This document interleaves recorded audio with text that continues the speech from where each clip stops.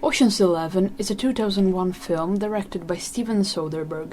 The protagonist, Danny Ocean, is released after 4 years of imprisonment and goes to find an old friend, Rusty Ryan, with whom he plans a huge heist at 3 casinos belonging to millionaire Terry Benedict. However, they won't be able to do it by themselves, so they recruit 9 other people to their team. So let's start off with the pros. I really like the characters, since, despite being many, each one manages to bring out their own personality and role within the team, thus preventing the viewer to get them confused with each other. Plus, the way they interact and behave among them makes the viewing light and fun, particularly when it comes to Rusty and Danny, whose friendship seems to be quite strong. The way they joke around and often friendly tease each other makes you chuckle, because it's never forced or annoying. I hope you were the groom.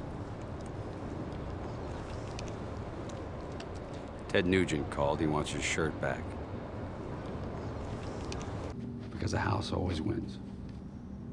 Play long enough, you never change the stakes, the house takes you. Unless, when that perfect hand comes along, you bet big, and then you take the house. Been practicing this speech, haven't you? A little bit. Did I rush it? Felt like I rushed it. No, it's good. I liked it. As a matter of fact, the two have great chemistry, and it's obvious they've already worked together in the past and are old friends. In one of the first scenes, one I really appreciated, you can clearly see for yourself what I'm talking about. While Danny was in jail, Rusty started teaching young TV stars, in exchange for money, how to play poker. In this scene, Danny unexpectedly joins Rusty's poker table, and once Rusty sees him, the first thing that comes to his mind is to make his friend win by giving the others, who count on him as a teacher, the wrong advice, thus putting in place a smaller heist, as if to welcome back his mate. Guys, you're free to do what you like.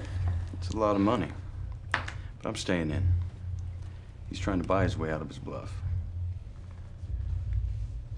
Josh? Two. Atta girl. Call. Call. Let's see him. I'm not sure what 4 9s does, but the ace I think is pretty high. Dude. Thanks for the tip on calling out the bluff. Okay, so where do things go wrong? Well, there's quite a few inconsistencies within the film. Like, for example, when the power comes back on after Basher causes the blackout during the heist, suddenly everyone in the casino completely freaks out and wants to steal the money on the tables. The whole scene is just surreal.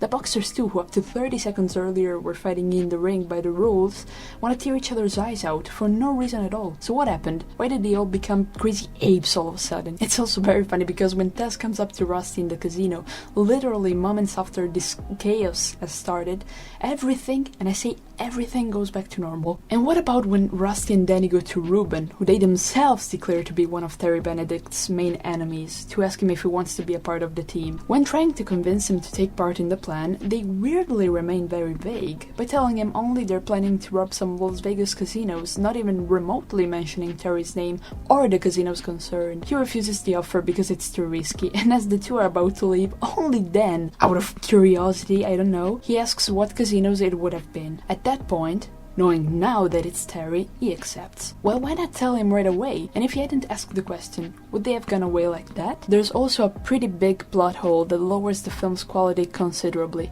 wasting much of its potential. A key part of the plan is for Danny to talk to Tess in the Bellagio's restaurant in order to be seen with her by Terry and thus be red flagged by the Bellagio, so that later in the film he can enter the casino to be spotted and locked up in a room by Terry's men and be beaten by Bruiser, who's actually a man on his payroll. Bruiser helps him sneak into the shafts to go to the elevator and meet up with Linus. If Tess's presence is so important to the plan's operation, then why, after it's been explained to the whole team, and presumably everyone knows every single detail, as soon as the viewer finds out that Tess is Terry's wife, everyone in the team seems surprised too? However, towards the end, Livingston anonymously tells Tess to turn on the TV in her room, which is connected to the security cameras, and listen to the conversation conversation between Terry and Danny, in which Terry is admitting to be willing to give her up in return for his money. This way, the team helps Danny winning her back, which means they all actually knew about his presence there at the Bellagio and about his interaction with Terry. So we could assume that in fact the others knew about Danny's plan from the start, but have faked the opposite for some reason. Let's say, as some think, to test Linus, perhaps because the newcomer, and make him take Danny's role in the plan, intended for him since the beginning. However, apart from the fact that it would make no sense at all, because first of all, you could have done that much more easily, and then why would Linus be the untrustable one? I get he's a newcomer, but he hasn't done anything suspicious we know about, so why? Well, apart from that, even so, it's still incomprehensible why Rusty, after seeing Tess at the Bellagio for the first time, talks about it to Danny as if he hadn't known anything. Still don't know if we can use her yet. Actually, I haven't even caught her name. Tess. Huh? Her name is Tess. Tell me this is not about her, or I am walking. I am walking off this job right now. Tess. Terry Benedict. Tell me this is not about screwing the guy who's screwing your wife. Ex-wife. So in conclusion, I think this movie is overall enjoyable, on one of those occasions when you just want to relax, watch something light and fun, and definitely not be too bothered to pay much attention to details, because, oh boy, the film surely doesn't.